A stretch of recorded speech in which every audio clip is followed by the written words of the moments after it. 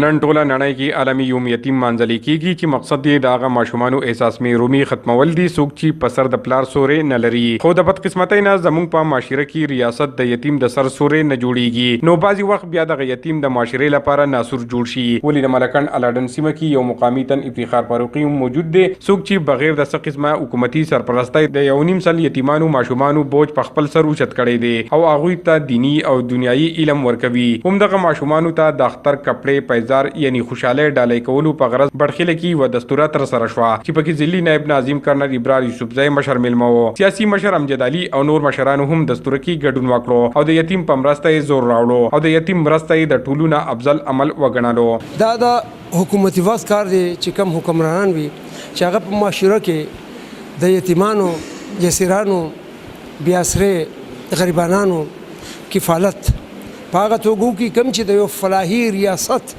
د معاشرو ذمہواری جوړیږي. حکومت چې خپل هغه کار نشي تر سره کولی نو زما با اثر افراد او هغه خلکو ته زما دا درخواست دی چې دا کار بالکل په خپل لاسونو کې والي او کم یتیمانان چې کم دي د دوی چې کم دی په صحیح طریقه باندې پرورش او تعلیم تربیت چې کم دی هغه خپل کار سرته ورسوي. زموږ د ټولو دا فرض دی چې داسې واړه کم سره شوي واړه دي دا خپل بچو په شانتي وګڼو د دوی په خوشحالۍ کې ځان شریک کو د دوه غم د خپل غم وایو نو ان شاء الله د معاشره الله تعالی چرته هم نه خرابوي. ویناوالو غوښتنه وکړل چې حکومت دې د یتیم د بالای لپاره هم عملی ګامونه پورته کړي چې یتیم بچي هم د معاشره ګټور انسان جوړ شي.